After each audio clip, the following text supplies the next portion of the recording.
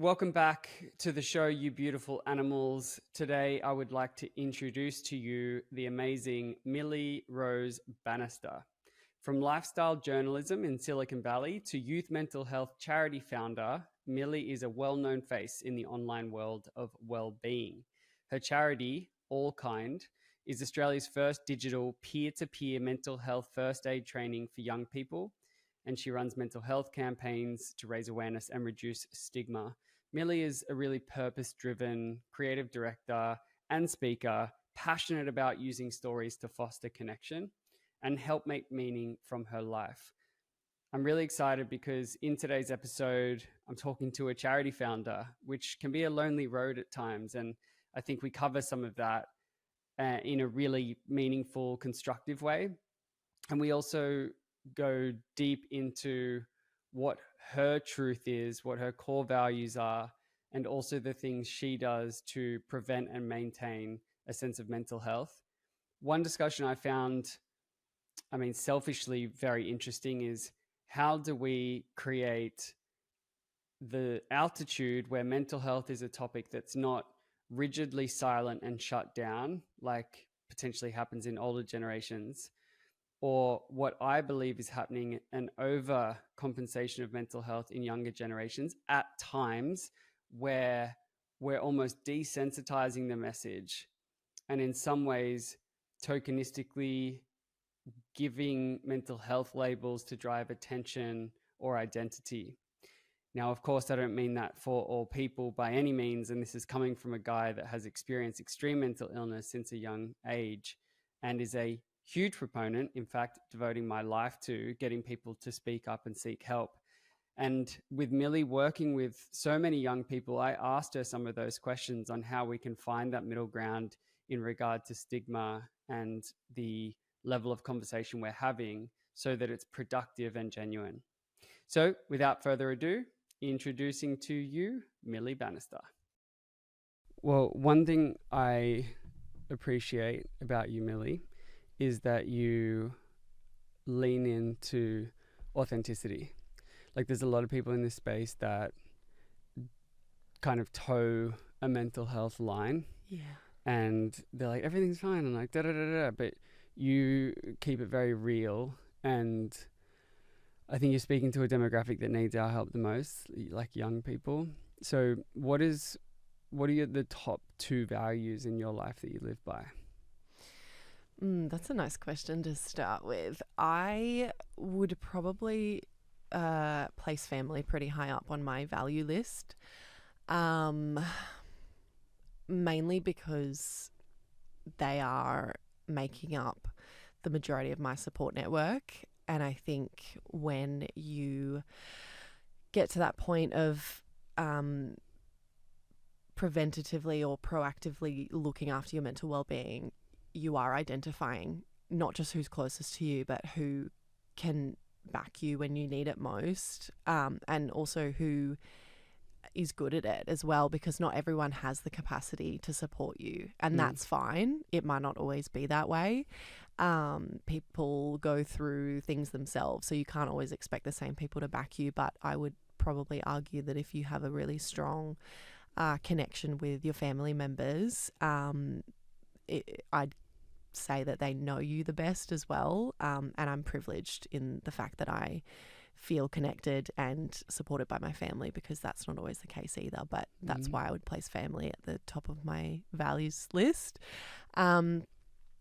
Second to that would probably be freedom. I'm a Sagittarius, if that is relevant to anyone. I don't know a lot about star signs, but I do know that it means that I really value freedom, not just location wise as in travel, but in my location freedom of where I work every day, being able to choose whether or not I go to the office at a specific time, or I stay home, or I work from a cafe. Financial freedom as well is something that I'm constantly aiming for, and also location freedom. I honestly personally can't think of anything worse than being tied to one specific desk 9 to 5 Monday to Friday. That really sends me into discomfort for a number of reasons, but mostly because I value freedom so much. So all of those things combine into what that value looks like for me. Yeah, freedom is such a potent word. I feel like it's supercharged in that it evokes such a expansive energy, at least when I think about it. And I mean, the opposite to that is discomfort and trapped. Do you remember a time in your childhood where you felt trapped?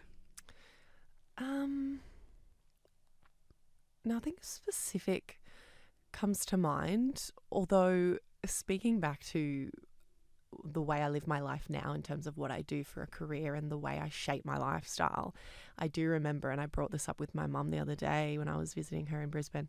I was in the car park with her loading groceries, and I was in the middle of a 3-month stint working for Kmart as a 15, 16-year-old, and I absolutely hated it for so many reasons, but I had a really awful boss, and we had some challenges around me requesting time off on my mum's birthday, and it just became this whole thing, and I just hated how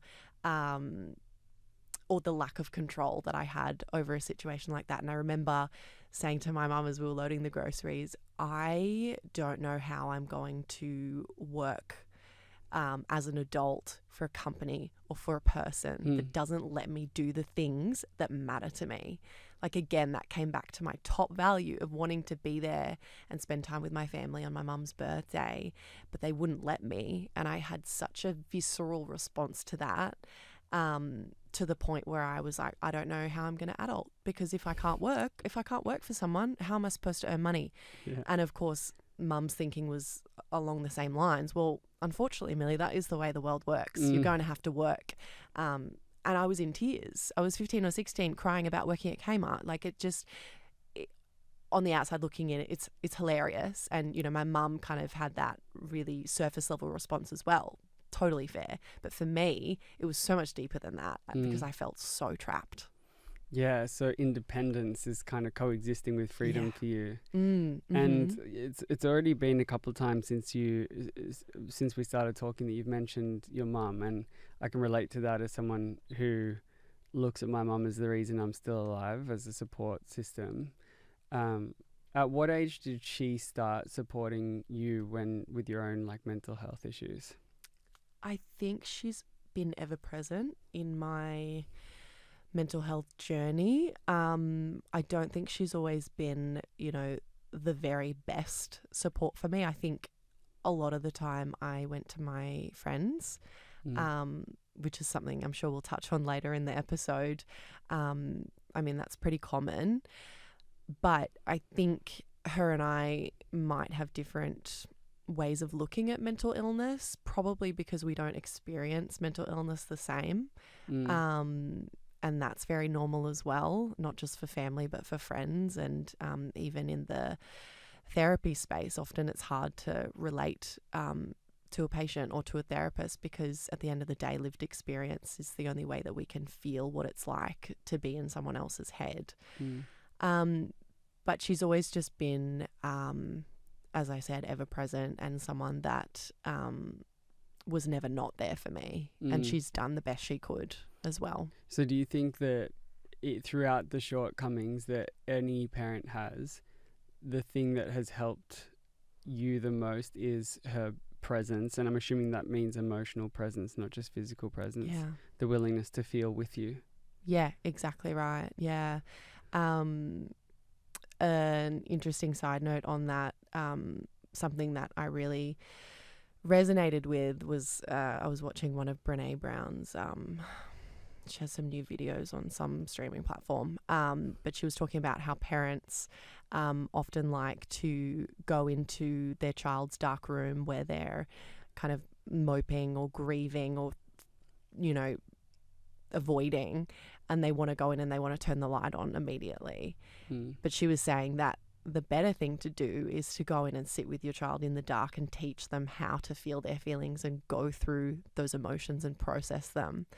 And then you can turn the light on and you can face things together. And that's something my mum has always done for me. She's kind of had or held space for me to, you know, grieve and avoid, but she's also then backed it up with the action step. It's not just like, okay, I just want to be heard and I want to just, you know, sulk and grieve. I also want some ideas around how I can feel better, which usually requires some form of action, and she's been really good at holding space for both.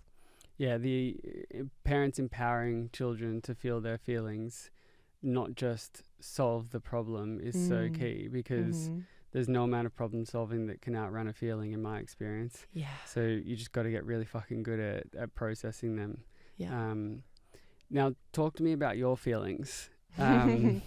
When did you start to experience mental health issues?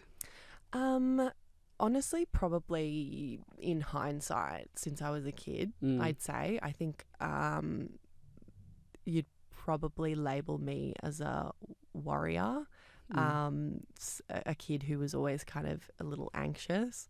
But that really manifested in high school when the pressure started coming in terms of academic. I was involved in a bunch of co-curricular sports and arts and things like that, friendship circles and how they manifested, and, you know, boyfriends and things like that. Kind of, it all piles on and the pressure builds and you start to kind of face that feeling of overwhelm. And so my anxiety really manifested then. Whenever I present a pitch or a brand narrative around the charity that I started, which focuses on peer-to-peer mental health support, I always touch on my kind of first experience with anxiety and depression. At the time, I was supporting my closest friend through a very, very dark period when they lost their sibling.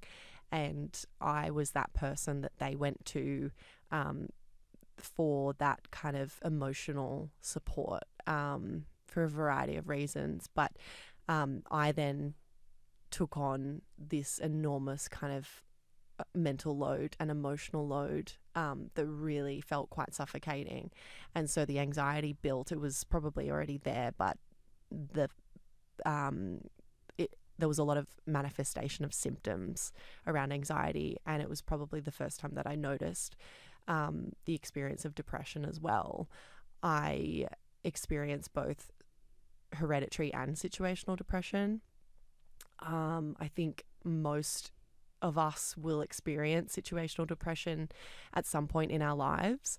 COVID was a great example of that, of what that felt like. But hereditarily, it means that even when you're in a peak of your life, you can also be experiencing the manifestation of depression. And so I live with both of those conditions. I'm medicated, I'm stable and neutral, and it's brought me up to this baseline where I can then strive to turn my lifestyle factors into well-being in moments of happiness and well-being, whereas if you don't have that baseline kind of balance, and you are experiencing mental health disorders without any form of support, it's so much harder to reach those highs. 100% agree. As someone who also unfortunately happens to know what it's like to be anxious and depressed, having a baseline to stand on is a bit of a privilege. Like I always say to people, if you have peace, you have everything. Because there would be a million times in my life when I was not okay that I would think to myself, I would trade every single thing I have right now to exhale. Just to sit there, drink a coffee, stare at something and go, like everything. Yeah. I didn't need anything except that exhale, and it felt a million miles away. And now that there's a platform to stand on and then some, I'm like, holy fuck, this is all one big bonus. Right. Can you take me back to a moment where you felt like peace was out of reach, like a memory that has really stuck with you of being like, fuck, I'm at an all-time low? Yeah. I would say apart from that experience that I've just spoken about when I Mm. was in high school around 16, and my first experience with mental illness, it actually wasn't too long ago. It was during COVID. It was 2021. I was living near my parents with my partner at the time, and we were going in and out of lockdowns, and I was unhappy in the relationship. I was unhappy with where I lived. There were so many lifestyle factors that were far from ideal, although I was safe. My hierarchy of needs was mostly met. But there was that second half that made me feel trapped, I guess. And I wasn't living in line with my values. And so I also chose that time to see if I could come off the medication that I'd been on for 10 years. I can't really remember why. I just kind of wanted, I guess, to see, how I felt without them and wean myself off with the advice of a doctor. And I felt fine. I was also facing a lot of fatigue, so I was trying to experiment with different changes to see what could work for me. And it did for a couple months. My fatigue lifted a little bit. But then I kind of hit this wall and I went downhill really, really quickly. And within a couple of weeks after that, I was on the floor of my bathroom calling Lifeline. I had nothing left and nobody knew. I think also at that time, it felt like there were a lot of conversations about mental health, but there was also a lot of suffering comparison as well. And I was safe. I was in a state where we weren't locked down. I had kept my job. I had my parents around the corner. I was in a relationship. All of these things, I think that gets in your head as well when you're feeling really hopeless, even though you have nothing left. As, I guess, a people pleaser, I still had this part of me that was like, I'm not suffering enough. Like, I don't deserve support right now because there's obviously something broken in me that nobody will understand.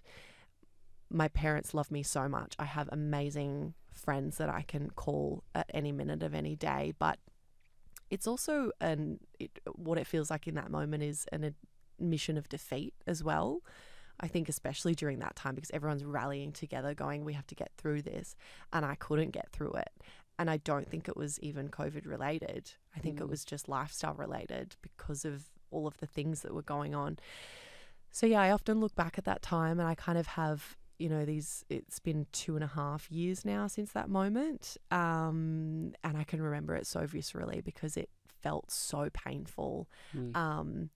But it's also a marker in time, I guess, and a reminder every year from that date where I can look back at the difference in myself.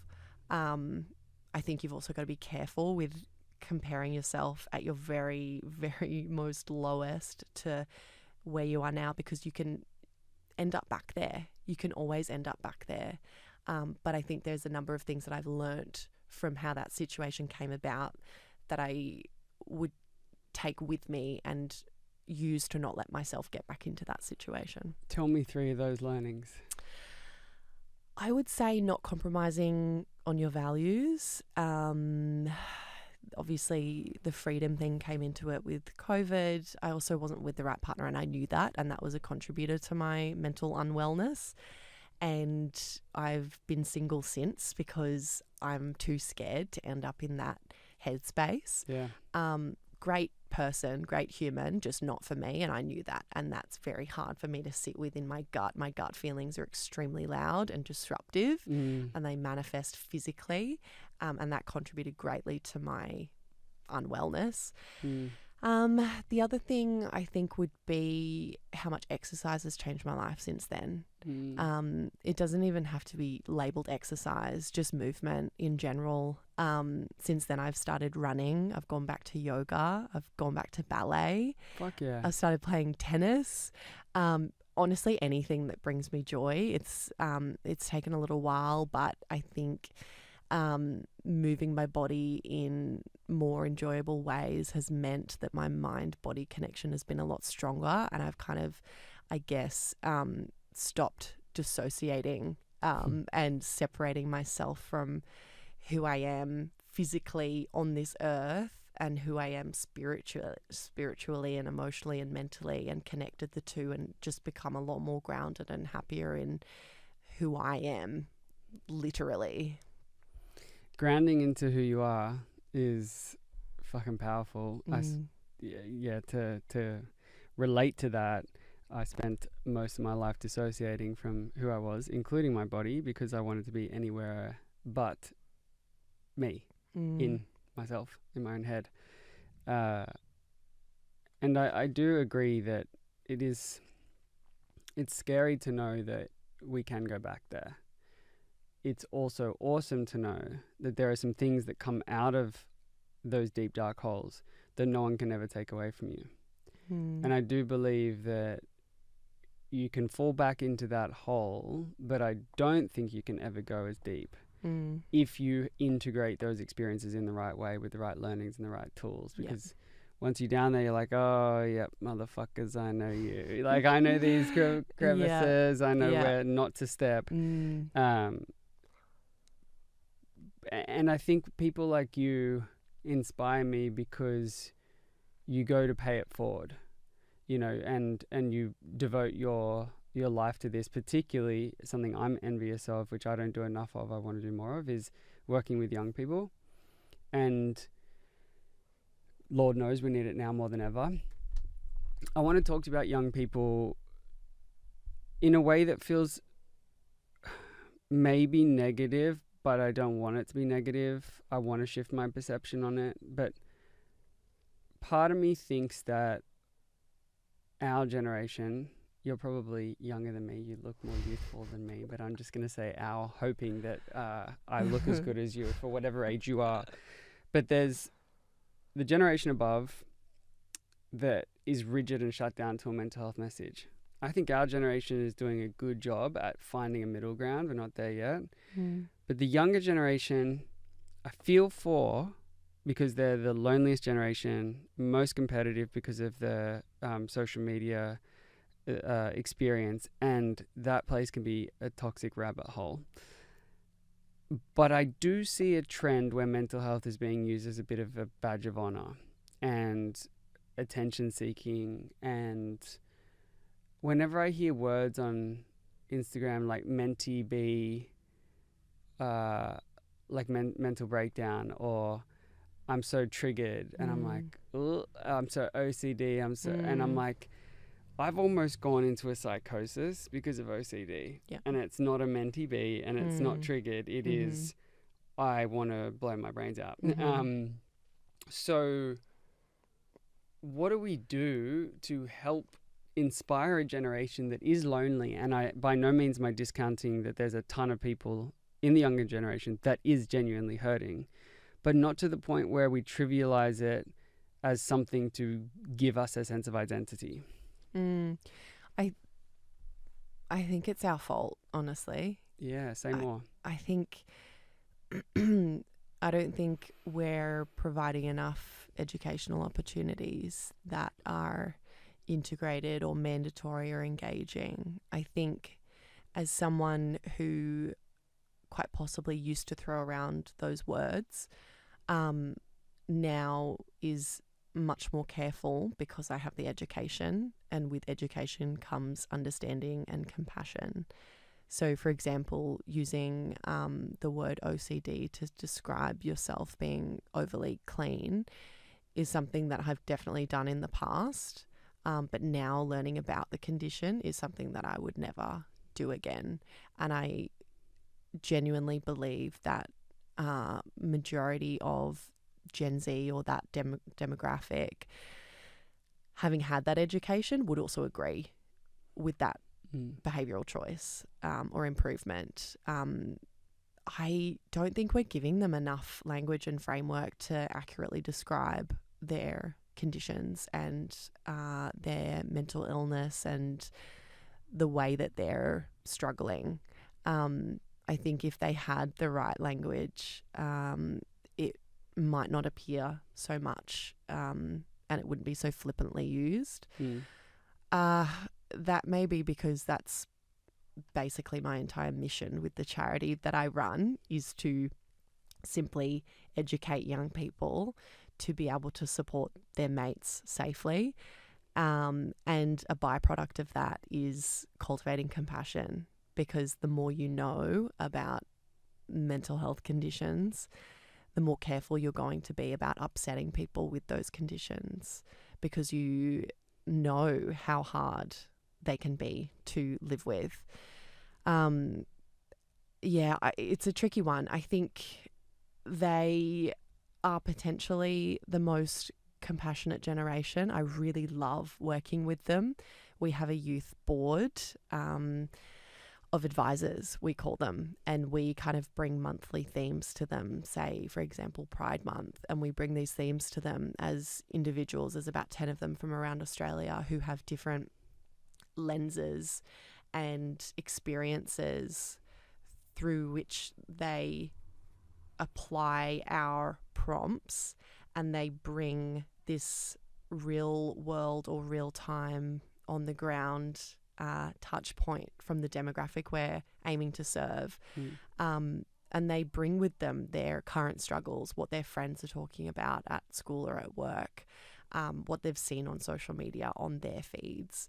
And that is really helpful because it's different. I really do think it's different. Technically, I'm on the border of Gen Z and millennial, but I definitely feel a lot more aligned with millennial Gen than I do with Gen Z. I think because I was lucky enough to miss that high school experience where we were on social media. I think at the very most we might have had Facebook and Messenger or something, but I think our brains are wired a little differently. So I think, to answer your question, I really do feel like it's a lack of education, because the ones, or most of the people who are using these phrases are probably trying to connect with other people in the mental health community, or trying to start conversations, whether they know it or not, around mental health, because they probably want to feel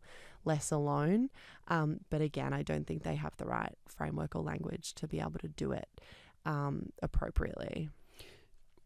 Given that you have such incredible access to kind of ears on the ground, what do you think are the three main issues facing young people at the moment that's hurting their mental health? I would happily tie all of those three issues into screen time addiction.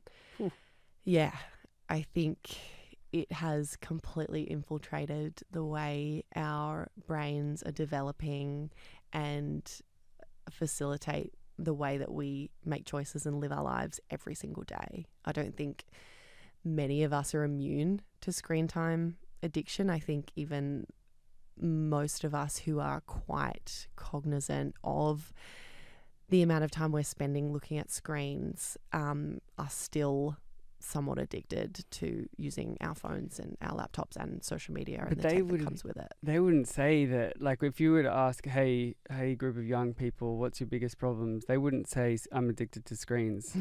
Would they? No, I don't think many of us would. It's the implications of that. Exactly. It's the cause and effect. And the implications of screen time addiction is the overconsumption of information. It's the overwhelm. It's the time spent on social media. It's all just feeding back into, the dopamine addiction as well, and the way our brains operate. And it's simply all far too much information to try and comprehend. And it's not our fault. It's not their fault. It's not at all. We know for a fact that not just our apps like Instagram, but our phones, the way notifications show up, all of that has been built with borrowing from behavioral psychology. It's not our fault. It was designed to keep us addicted. And so it's kind of this never-ending loop. It's like, yeah, we can be aware of it. We can be self-aware. We can set our boundaries, and we can, do self-care and all of these kind of really surface-level ideas around how we manage our relationship with the internet.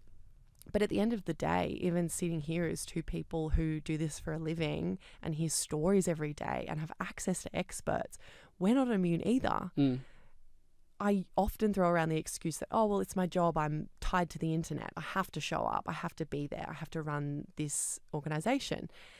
But there's so much time during the week where I just really unconsciously open my phone and scroll and interact. I even get into that freeze state where I'm immobilized, where I'm just completely overwhelmed. It's potentially a stress response to the overconsumption of information. I'm just frozen and I'm like, I need to get off, but I actually can't. I'm not sure what's wrong with me. And I would argue, I would argue that's a really, really common experience. It is. And, you know, I go to, if that is what's happening, we're trying to escape into a dopamine hit. And then, yes, it's like that by design. I wonder what we're running from. Like, is it just that we didn't have something that was so easy to run toward before? Like, you know, the distraction and escapism wasn't available in your pocket at all points in time, and you had to physically go out and like go to a park or go to a bar in order to be stimulated, and now it's all around us. Or are we in a lost generation that needs to run from something more? Maybe it's a mixture of both. Yeah. I think it is a mix of both. I think it's a mixture of we're being pulled towards something very, very strongly, not just with that behavioral psychology and the decisions around how apps show up on your phone and how they keep you on there, and the FOMO that it creates when you're off. Like, how many times do you get a notification and you just really, really feel this strong need to go and check what it is? But I also think it's the running from as well. I think when I was younger, and I've chatted about this with my therapist really recently, because she and I were touching on the fact that I find it really hard to sit still, and I'm extremely avoidant of boredom. I have always been avoidant of boredom, and I've tried to figure out for so long what that brings up in me as this stress response, because boredom is some people's dream. They'd love to just have nothing on their mind and just kind of sit still and in the sun and read a book or whatever it is. And I'm slowly learning to really, really enjoy those things. But it took me so long to try and figure that out, and I still haven't figured it out. But I do think it might be connected to when I was a kid and I would spend time alone in my room. It was usually when or as a result of some sort of episode of not doing something right, or either a response from my parents around, oh no, you shouldn't be doing that, go sit in your room, you shouldn't be mean to your brother, whatever. Or it might be a self-induced flagellation around, you didn't do well enough on your maths exam, it's so incredibly disappointing. Take myself to my room, go sit there. But as a young person, I didn't learn. I know I touched on my mum trying to teach me how to process my emotions, but I often think as parents, it's really hard to watch your kids process emotions as well. So a lot of the time it's hurried. It's like, okay, well, I see you crying, but I don't want to see you crying. I want you to feel better. So let's go to the shops and get some ice cream. And so I don't think, and it's also something that probably wasn't in the parenting books either back then. So I don't think I ever learnt to sit with my emotions or to process my emotions. And so for me, I associate sitting alone in my room doing nothing, because I didn't have my phone back then. It didn't exist. I associate that with this fear of my feelings and this fear of my own mind. And for some reason, it just feels like a really scary place. But I think when you learn, or you start to learn how to tackle negative emotions and you start to tackle processing negative feelings, you can kind of live your life not in fear of those feelings or emotions. You can learn to process them and face them on your own, sitting in a room, and then it just doesn't become so scary. But I find myself all the time, if I'm feeling really low, I will go straight to Instagram or TikTok. a mixture of self-validation, like I might post something on there, or I'll just scroll and see what other people are up to, or send memes to people and facilitate some sort of peer-to-peer connection. It's a mixture of all of those things. So I think there's a lot of pulling us to our phones and our favorite apps, but I also think there's a lot of avoiding going on as well, because we don't have the capacity to be bored anymore. No, we don't. And I wonder if there's something to be learnt with sitting in boredom. And I would imagine so, given that what'll come up is whatever you've been pushing to the bottom, Yeah. you know, with noise, with apps. Mm-hmm. And in my experience, even though that sucks, so you'd say, well, just leave it at the bottom, just keep distracting, right? The problem is that you can't outrun feelings. As I tried, and there's not enough distractions in the world. Like I got probably 20 years Wow. before it caught up, but I do believe that one day it will catch you if you don't stop now and learn to face the music of whatever you don't want to feel. Yeah, and I also think it's really shitty to have to live your life avoiding your feelings, because that means you're avoiding certain situations, certain people, certain jobs that could potentially make you happy. And so and grow. Yeah, exactly. Exactly. By avoiding that discomfort, you're also discounting yourself all of these amazing experiences as well. And it also means that something else is controlling your life and you're not in control of your life. Not in control of your life. Yeah, I don't know if a lot of people feel in control of their life. No. I think it's extremely difficult to get to the point of feeling like you're past all of that discomfort. How do you feel in control of your life? What do you do?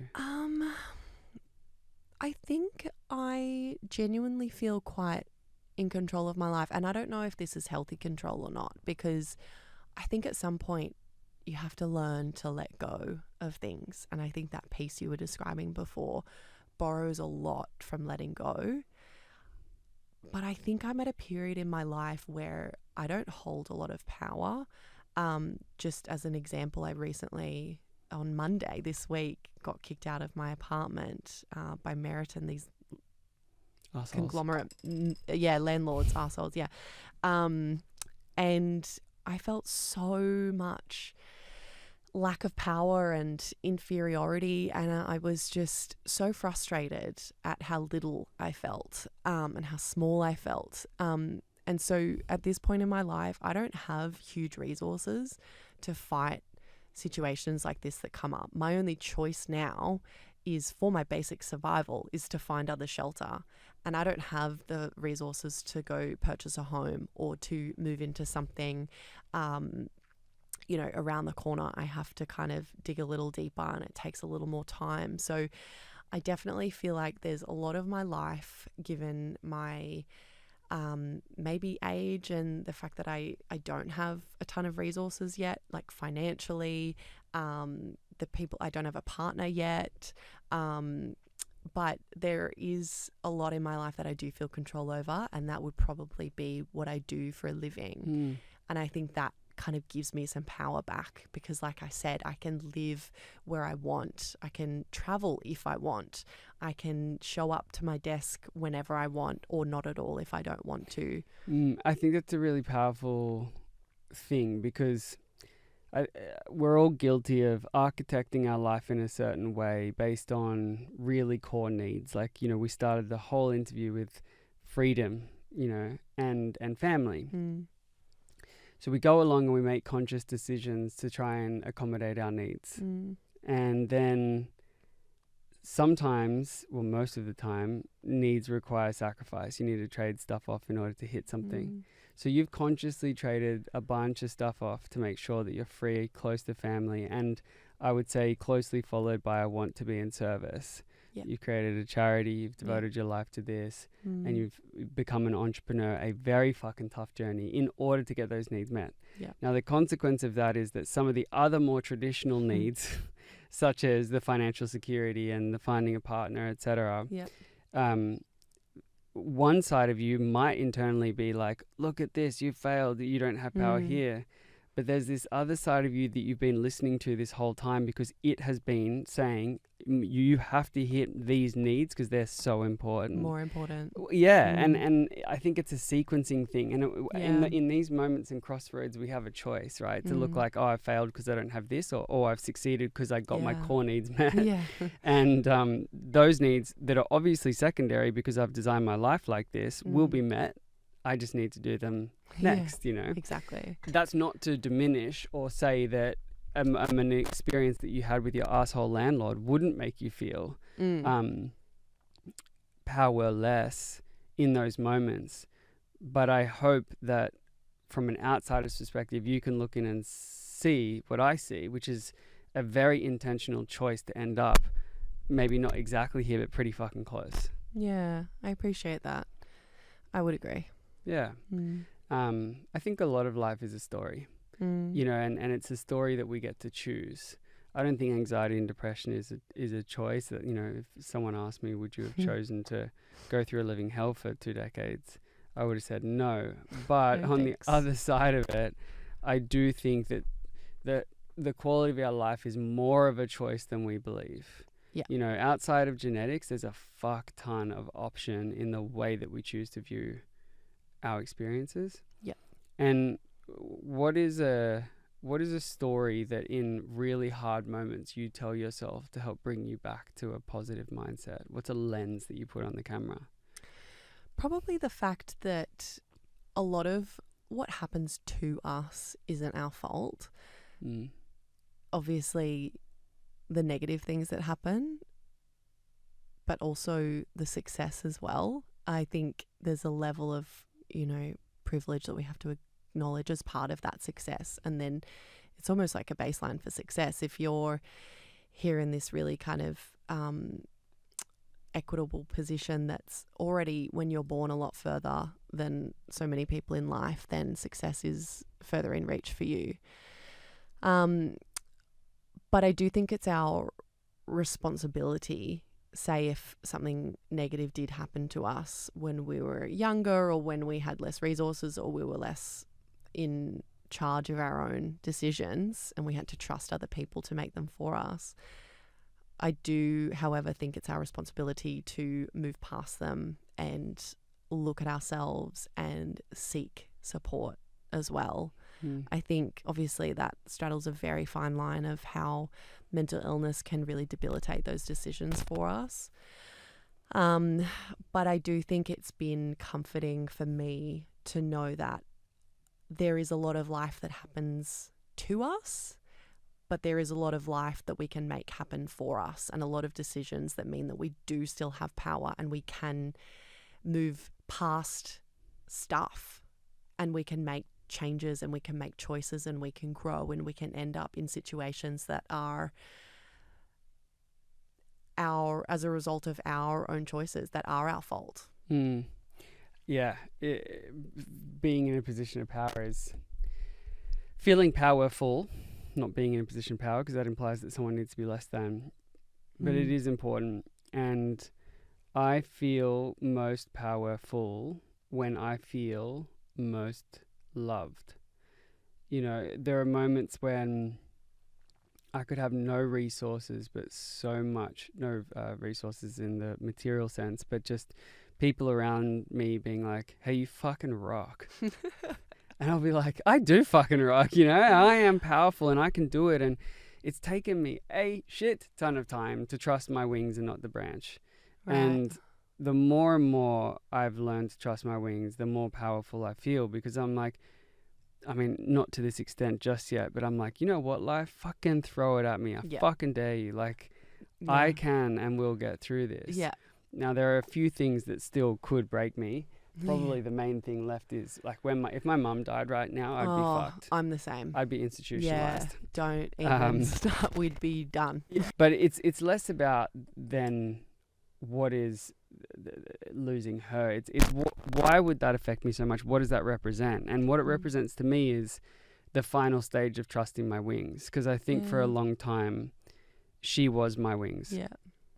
There is no way in the world I was trusting my feathers. Yeah. In fact, I would have paid someone to pluck my feathers off. And she kind of held them up. And then over time as an adult, I'm like, okay, I think I can fucking do this. And then I'm like, okay, I'm doing this. Now I'm helping others do it. But still there's almost this belief that just one step away as a 33-year-old man independently being involved with 5 businesses and standing on stage in front of thousands of people. The reality is, at any point in time, just an inch away, I believe that there is a mother bird with a feather on my back. Yeah. You know, being like, it's okay. Yeah. And when I need to download that so far into my system that when she is actually no longer here, I still feel that supported.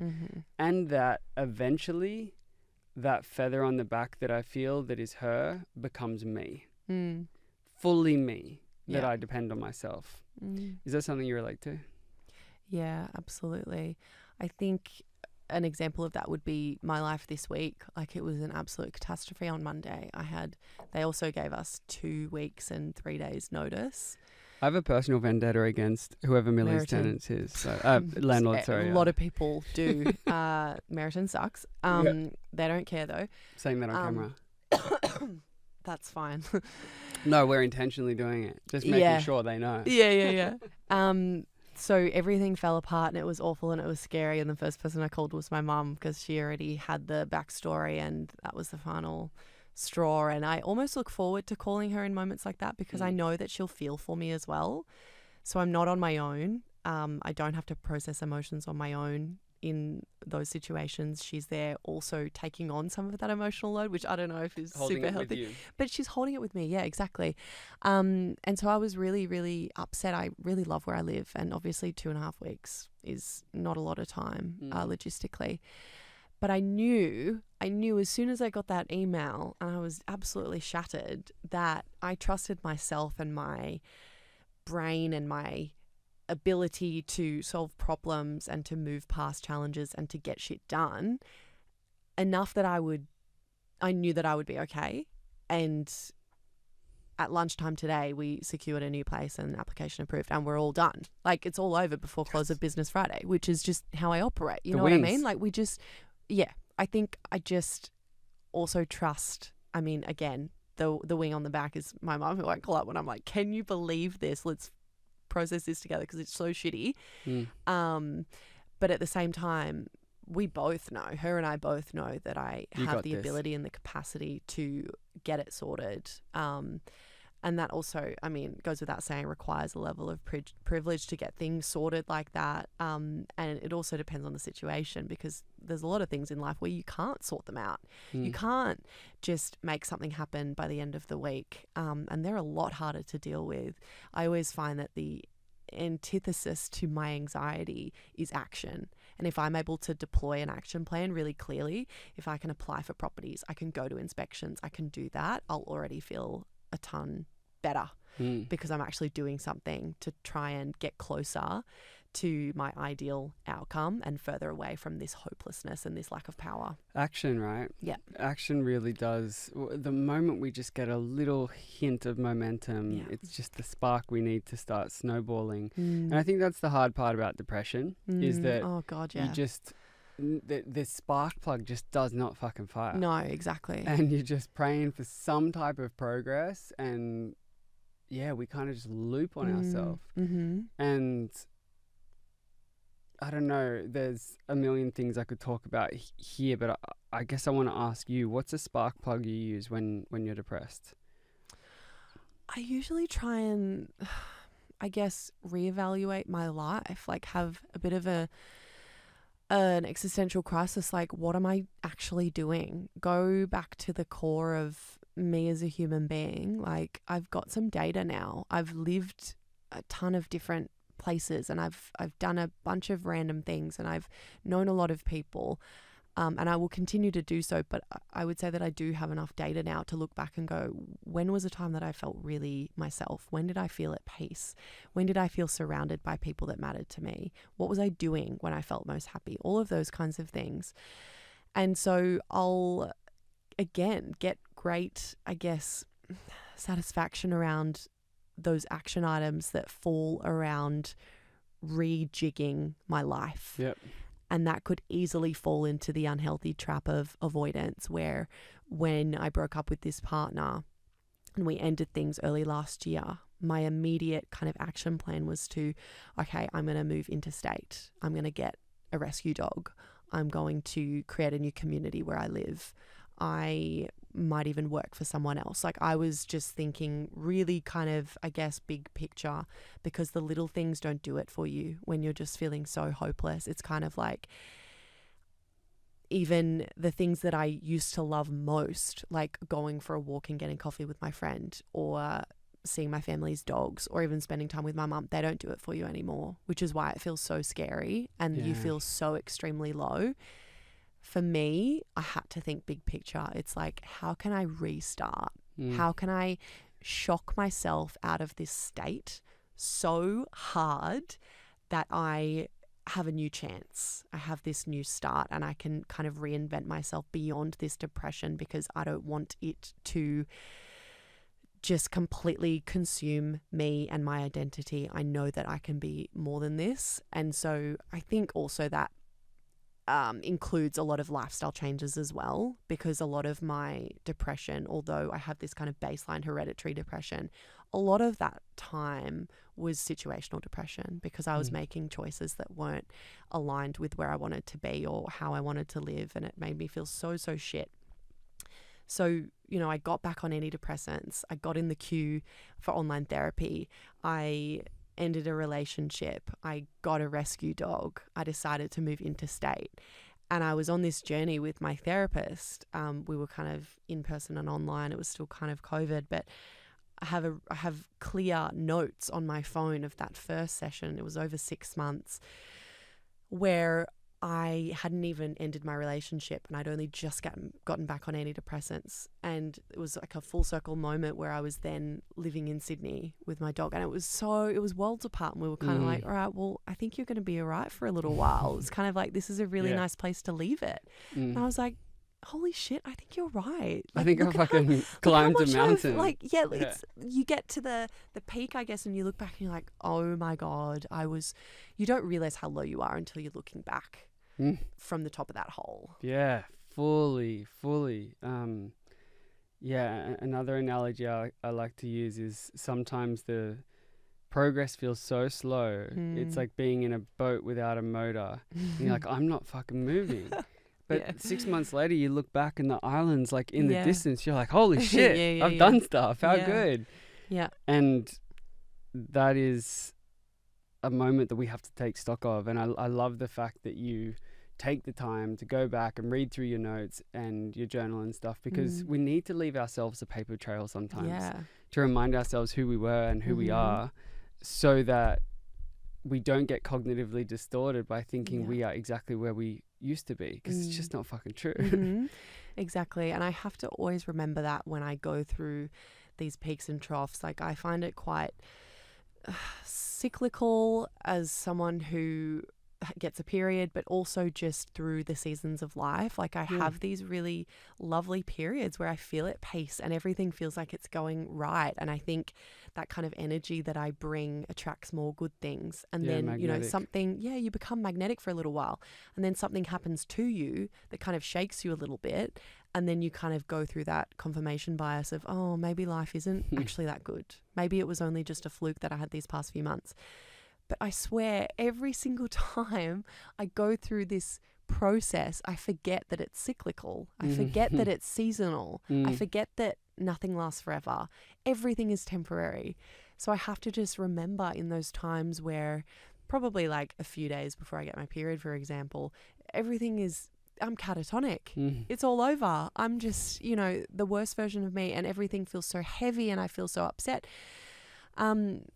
But I know that it's only temporary. And even beyond physiology, if, for example, this week, at the start of this week, I was catatonic as well. I was like, I have to leave a place that I really love. This is my neighborhood, all of that stuff. But I mean, it's going to be fine. So I just have to remember that it's temporary. And I can't remember who, but it's probably quite a widely used technique, where you write yourself a letter from your highest self to your lowest self, and you go, I'm at my peak right now. I'm at one of my peaks. You're going to definitely experience a trough again. So here's a letter just to remind you that you will get out of it. It's only temporary. Everything is going to be fine. So just chill. Just go through it. Go through the motions. Feel the feelings. Process the emotions. And just know that you're going to come out the other side. And I think that's also helpful for the good times as well, because they're not permanent either. They're fleeting. They're temporary. Obviously, you can operate at this baseline of peace and happiness and enjoyment and gratitude, and all of that is something that I aim for all the time. And I think my troughs have slowly started to get less deep and less low. But you've also got to remember that the highs are really special as well, and they're not permanent either. Yeah, to just exhale and look around when they're there, right? Yeah. And nature will show us that the leaves will grow, the leaves will fall, and that will repeat for the rest of eternity. Just like, you know, reason, season, lifetime, people come in, people go, and emotions will do the same. And I think the lighter we can hold things and just kind of just let them be experiences, either moments of joy or moments of growth, and not fight against what is. Again, to beat this analogy to death, but trust your wings and not the branch. I love that one though. That's a good one. Right? Someone told me that, I don't know, and I was like, holy fuck, that defines resilience in the most poetic way ever. Yeah. And like self-trust. Yeah. You know, exactly. And internalizing capability as opposed to externalizing chance. Yeah. So as we walk this home, what is a question that you wish I'd asked you but I didn't? Probably what my preventative strategies are. Hit me. To facilitate mental health. Mine have changed a lot over that 18 months that I've been on the upwards climb out of that hole. And so I would say that exercise or movement has become top of the list for me. I think that also encapsulates a lot of other smaller habits, like being outdoors, getting up early as well. And they are all byproducts of the movement that I choose to do every day and the time of day that I choose to do them. Just little things like getting up earlier help with my energy levels, which then helps with my productivity, which helps with my self-worth. It helps me go to sleep at night. It helps my anxiety. There's just all of these flow-on effects from really kind of accessible lifestyle changes. Obviously, I have the resources to be able to afford medication, which is amazing, and that forms part of my preventative plan as well. But I would argue that we all need to be thinking preventatively, no matter what our previous mental health journey looks like. If we've got the capacity now where we're facing stability and this baseline level, it's probably a good time to look at what you can do to help prevent ending up in crisis mode again. Because once you're in crisis mode, you've got nothing. Unless you've prepared for it like a literal storm, you don't have the energy to reach for the right things. You go inwards, you don't go outwards. So by looking at, okay, what am I doing that I can build into my routine to not just help prevent myself getting back into that crisis mode, but to also know what to do and who to reach for when I eventually get back there at some point in life when I hit a really rough patch. So to that point, what's the best piece of advice you've been given about your mental health, or advice that you've made yourself that you would put on a billboard for people to drive past every day? Oh my God, one thing? Yeah, one thing. Oh my God, that's so tricky because mental health is so subjective. I know. But what comes to your gut? Because you told me you got a good gut.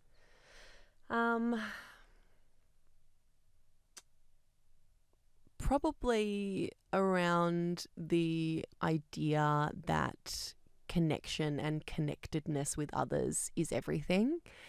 There's been, a ton of research and a ton of concepts around the idea of connectedness. And I know we all experienced the lack of that during COVID, and that really affected us. But I think beyond those conversations, we've kind of forgotten that pretty much one of the core reasons for living and one of the core parts of our pyramid of self and our hierarchy of needs is our connectedness with others. And that has always been the case since the beginning of time. And I don't think we are all getting enough of that, or we value it highly enough. So I think if you kind of do one thing preventatively and even reactively for your mental health and the mental health of others, it would be to value connectedness and to spend your resources on that. If it's just saying hi to your barista or reaching out to your friend once a week, put it in your diary, like do a mass kind of check-in if you need to. Whatever it is, just make sure that you're maintaining that connectedness with the world. And then even better, if you can start building this little community around where you live and operate and go to work, that's even better. Connection is everything. Yeah. I agree. And you are devoting your life to it, as am I. Yeah. And how can people connect with you online? Probably Instagram is the best place. It's kind of feeds out to everything else at Millie Rose Bannister. And let's just say that once more so it comes through the mic real quick. At Millie Rose Bannister, Millie with a Y. There we go. But also follow go to... Yes, I want to do this. This is so good. Can you stare down the camera like an anchor? Go to. No, but seriously, our charity Instagram, our Gen Z P2P Mental Health Instagram, we put out at least 1 or 2 resources every week. Yeah, it's literally awesome. just a graphic it's carousel, so or it's an interview, it. with a creator. And that comes from our youth board. Like, what are you going through at the moment? What do you feel like you're talking about with your friends or seeing on social media that's topical and relevant to you and your mates at the moment? And then we build our resources based on evidence-based research. And so those resources are really helpful, but it's also just, I guess, a nice place to find other people who value that type of content and connection and conversations around mental health. And I find that our community is really compassionate. Like what we were touching on at the start, I think Gen Z is a really special gen because they're so emotionally intelligent, and they're so probably because they have access to so much information, and they're able to kind of self-identify a lot sooner than we were able to when we were that age, which is good and bad. So ALLKND is ALLKND, no I in ALLKND. But you could go to allkind.org or ALLKND on Instagram and join our community. It is very cool content, and I also love the design of it. I think you've done a lot of thinking around making sure that what you're doing resonates with the audience and how they want to hear it. Yeah. So it's also a good resource for parents to send to their kids, I think, to be able to stay connected in an online world, given the conversation we had before. If people are going to be on their screens, then let's give them content that will help them grow. Absolutely. Thanks for joining me, Millie. Thank you for having me. It's been a pleasure. Absolutely.